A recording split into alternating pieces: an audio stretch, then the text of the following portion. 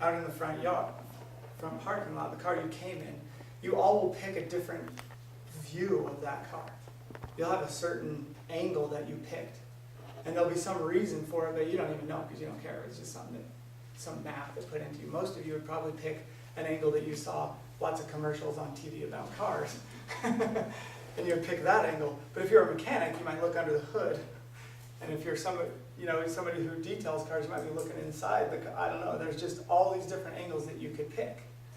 And so, but what you pick is based massively on where you are in your brain. And where you are in your brain is based off of a major difference in perceptions. So over here is the perception of potential threat. So over here in this part of the brain is where you go when you feel threatened, or that you potentially could be threatened in some way. And over here, the opposite of that, and these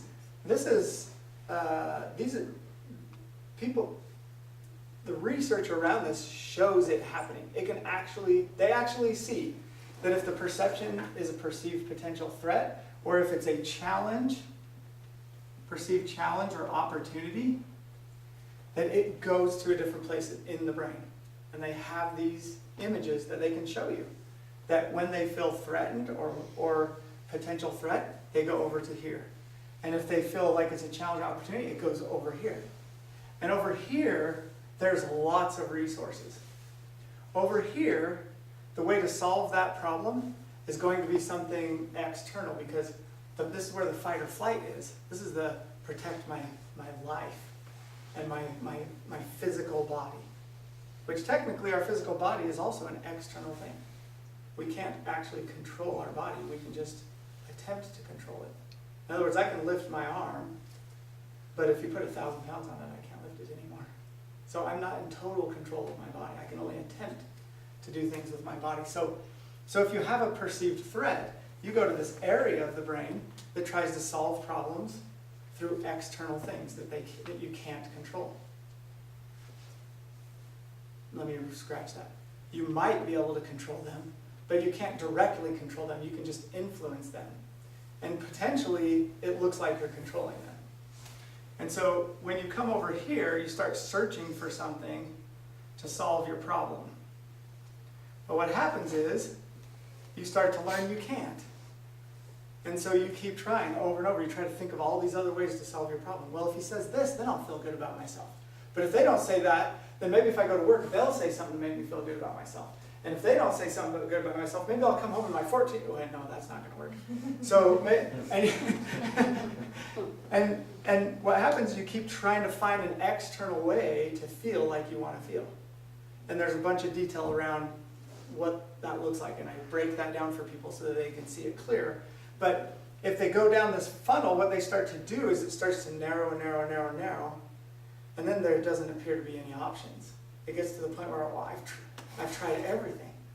I've tried everything to get out of this feeling, to be unstuck from where I'm at. But I'm getting more and more stuck because we're going down this funnel. And what we're trying to do is we're trying to meet internal needs with external sources.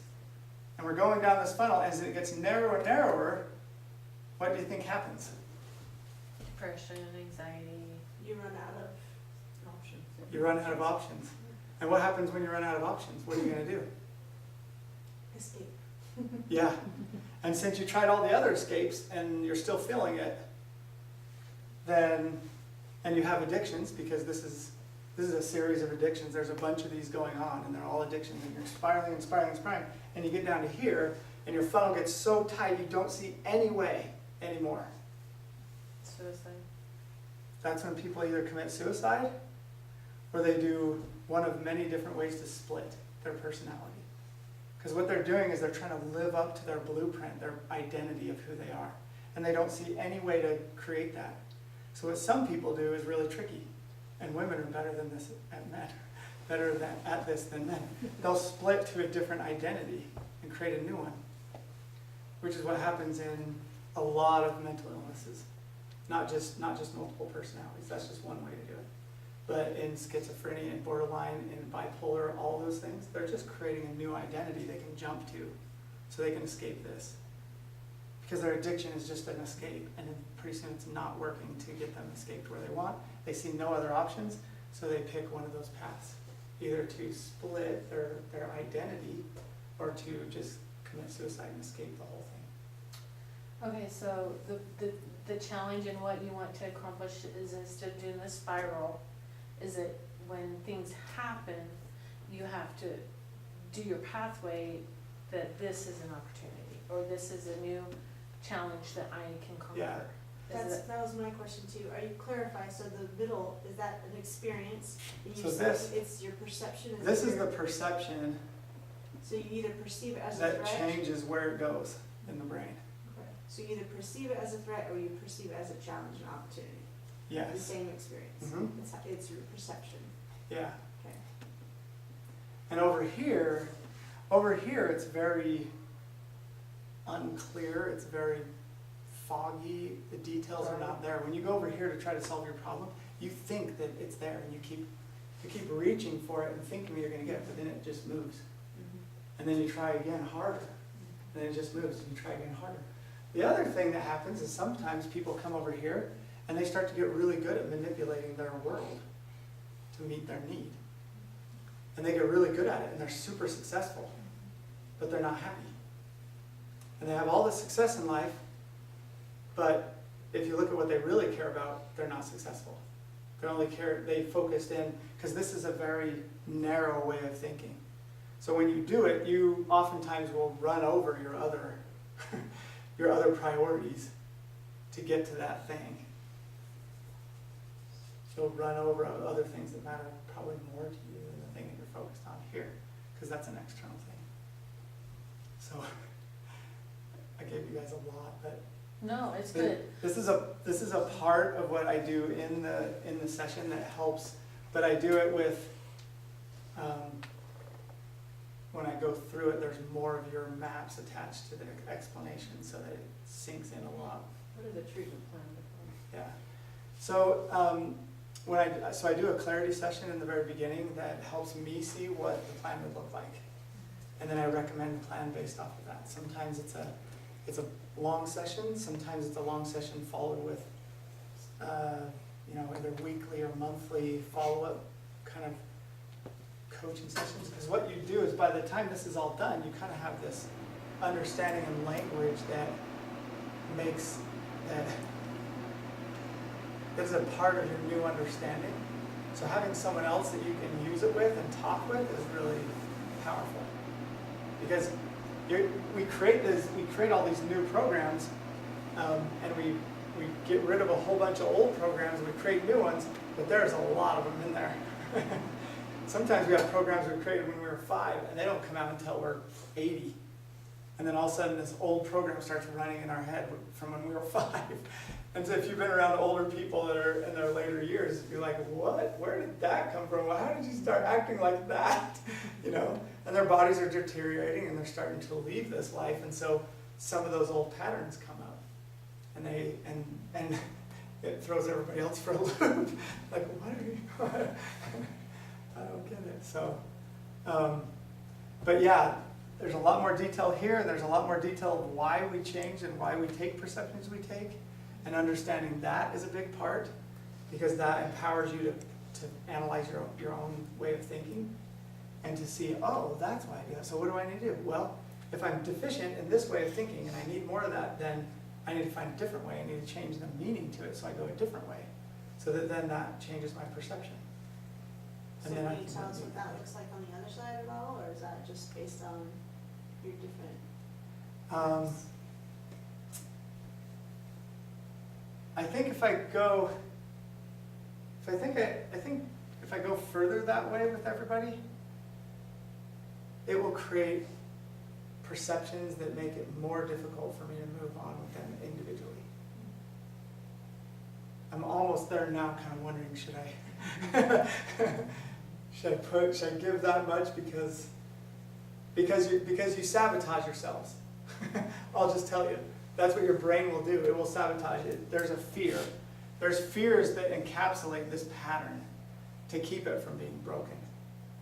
And so those fears will sabotage you as you think through something. If you're not, if I'm not using your maps to present things to you in a way that you get it and you see it, then you will easily sabotage. Even when I am there, sometimes they sabotage themselves, and I go, oh shoot, they've got this whole other aspect that I missed, and I got to go back and figure that out so I can help them to stop sabotaging their own belief system as it's being changed and formed, and they find ways to throw it back over there and then disbelieve. So it's really fun though. You can imagine, I enjoy what I do. Have you ever had cases not work out, or is it more like the person has to want it, or how does that work? I've had it where they, usually the only times that I've had a time where it doesn't have as much of a miraculous change is when something happens where we get cut off or our time ends before we're ready, and I'm trying to figure out what to do, because, or I get the time. It's really, I learned from those experiences, and they haven't happened for a long time. Let's put it that way. But like, does the person really want to put forth effort? Do you have, I mean, can you take someone off the street who's having a hard time and doesn't want to be helped and still help them? Or do they need to want it? I like it if they want it, because it's a lot easier for me. But If somebody's got it with an addiction, they would, have to want to. yeah. So part of the remapping is helping them see really clearly where the addiction is getting them in a deep way, where their brain goes, yeah, I do not want this. I definitely do not want this, but I don't see any other options. But it's okay, because in that moment, their brain sees how badly they don't want it at a different level. And so then that's breaking the old pattern and helping, and then there's an aspect of helping them feel safe as we go through that. So that as they feel safe, that opens them up to be over here, so that then they're open to the other suggestions, the other ideas, and that they see that there's a different path they can take, or there's a different Outcome. alternative that has a different outcome. And then emphasizing what that outcome means to them when they're in that state, so that they can really grab onto it and go, oh yeah, I don't care anymore about my old way of thinking, and they can let it go. So it's, Is all your treatment done with, like, verbal communication, or? so in NLP we do more than verbal. So I do teach verbally, but we also use physiology and visualizations. And then of course with Dr. Oliver's help with the neuroplasticity, and with their own help of trying to increase their neurogenesis, all those things pertain. So part of the other part that I do, that I did with you guys, explaining this, was somewhat of a remapping process with you guys, to see the value and the difference in what this can make. And what I'm hoping is that you all go home and read about this, knowing what it's doing to everybody, and knowing that you don't want to go along with that crowd. And Does that, all of your cases use Dr. Oliver? I mean, does all of your treatment plans? yeah, not always. It depends on what level they're at, and Can I make a comment Yeah. to that? So quite often when I meet with a new patient after they've gone through testing and things, they're given exercises like Lamont said to do at home, and if they're there for depression, or we have people that are just can't get out of bed or have different challenges, and so just giving them simple exercises that might take 5 minutes to do 5 of them 5 times a day can feel really overwhelming if they can't get in the shower or something, or get out of bed to eat or whatever. And so what happens with the in-clinic therapies that Dr. Oliver does, we force those pathways to fire that are in dysfunction, like he explained. And I tell them, if you can't do them every day, the way we're asking you to, don't just say, I'm not gonna do them, try. And then as we go through the process of this firing the neurons, it will become easier for you. So we're kind of jump-starting this process in a different way, but we found in those scenarios that they can actually undo what we've done there if they don't change the way they're focusing on things. They can put themselves back into a different situation after they've gone through all this treatment if their mindset isn't open to what's happening. But like I said, some people it's just so overwhelming that this helps make it so that the transition is better on both sides. Does that make sense? Yeah, so it just kind of depends on like the severity Yeah. and how far they are in the direction they don't want to be. And literally this process is like a 5 or 6, sometimes 7-hour process. So I'm leaving a lot out. Sure.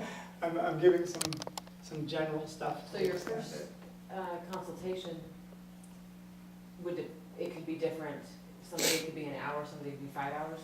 Not the first one. The first one is a clarity session to see what it will potentially be. So that's always the same amount of time? It's usually about an hour and a half, yeah. So, and I charge $150 for that session, but for people who come to a class, I have some cards over here that have a $50 off thing that you can use, or you can give to somebody if you want to give it to somebody else that you know or that you want to help them come in. And you know, I'm willing to work with what people's situation is the best I can to make sure everybody that wants it can get some of that help. And if it's small sessions periodically to kind of get them along and get them in the right direction. But usually, most situations, that longer session is the most effective. So really, because you get on a roll and you can really start helping them change, and their brain gets to a place where it's okay with change, and then you just keep going and going as much as you can. And you just keep helping them change as many beliefs as you can around that. So it's usually been that way. And then if they have a physical addiction or a chemical addiction, then usually there's follow-ups that just keep them going, to kind of help them make sure that what they know is still being played out in their head. So, thanks for coming. Thank you. I appreciate it. If you know anybody, feel free to have them go to our website. Our reviews, I think almost every review is a 5-star review. We have a lot of. How long have you been doing it?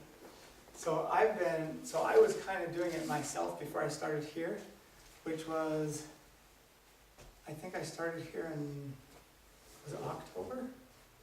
September? Yeah, I think it was before that. Maybe it was before Say the Facebook page, I think said September. September. So that's how long I've been here doing it here. Before that, I was just helping people that I was finding on my own, and I did some seminars and some different things. And Dr. Oliver's credentials? So he's technically a chiropractor, but he's gone on to add an additional 3,000 hours worth of certificates in functional neurology and functional nutrition. Is that it? So he's a diplomate of the American Chiropractic Neurology Board. There's only 4 of those doctors in the whole state of Utah. It's very specialized. It's all about what we're talking about, the testing that we do down there and the therapies, very advanced. And I think there's only 300 or 400 doctors in the whole United States that have gone through what he has. But he brings nutrition into it, supplements. There's special, he can look at labs. He's had extra training on, well, this one's in the right level and this one's in the right level, but this is close to the high end or the low end or whatever, so it means X, Y, and Z instead of just looking at them like your MD going, you're in the right ranges. And I had an issue with my thyroid like that where it was in the right ranges, but I had a thyroid problem for almost 30 years that once I got on that, I had bloody noses and different things that would happen that were really random. But so he has, I don't know what it's called but there's a lot of pieces that are put together, and not always, not everybody comes in and does that, but we'll have people come that have debilitating migraines that through some of the testing that we can do, they might have a food allergy that is affecting that. But it's not, their head doesn't blow up and they don't need an EpiPen, but they're in the ranges of a food allergy, and so that's one of the pieces, depending on the exam and how, the things that he sees, cause he knows stuff that we don't, but he has that licensure and certificate Yeah, he's as a really- functional neurologist. he's What, a- what that means is, we don't treat with medication or surgery, there's a time and a place for that, but there's so much you can do without it, so. How does insurance work? There's not really, yeah, it's not, They don't recognize what we Bless the do. US.